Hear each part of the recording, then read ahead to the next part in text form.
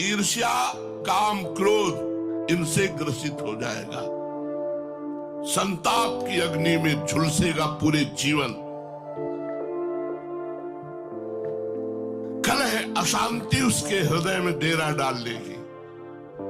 इसलिए कहीं चैन, कहीं शांति प्राप्त करना है, वो सेवा में है। चैन और शांति, सद्भाव, सौजन्य और पर सुख देने की भावना इस सेवक में जगती है। हम केवल इतना कहते हैं कि आपको जो सेवा मिली है वो बहुत इष्ट कृपा से मिली है।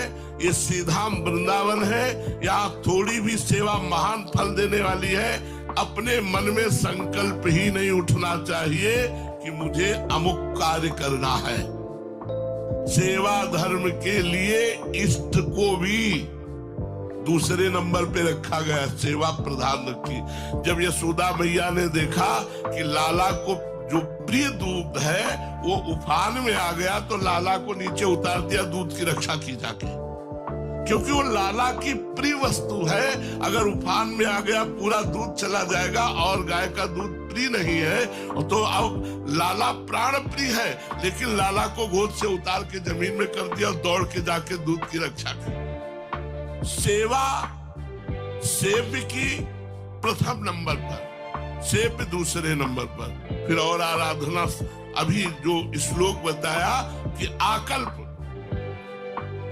कई जन्म तक, कोट्याम करोड़ों जन्म तक तप व्रत किया जाए, वो सेवा की समानता नहीं कर सकता। अगर गुरु संतोष को प्राप्त है, वो सेवा आपसे बन गई, इससे बढ़कर कुछ नहीं। आकल्प जन्मना कोट्या जप व्रत तपा क्रिया, इन्हीं पे तो बुद्धि जाती है।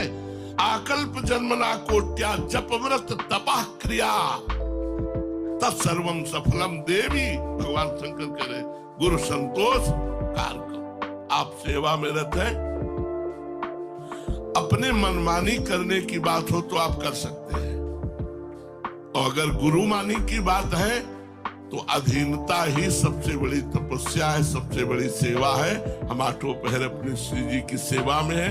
अलग अलग सब सेवाएं जो मिली है, ये भगवत प्राप्ति कराने में समर्थ है, श्री जी की प्राप्ति कराने में समर्थ है। कोट्या जप तप व्रता क्रिया, कोट्या करोड़ों जप तप व्रत क्रिया सेवा की समानता नहीं कर सकते, क्योंकि सेवा से सेव्य अधीन होता है। इसलिए मन को शांत करके, मन को मार करके केवल सेवा परायण रहो। सेवा धर्म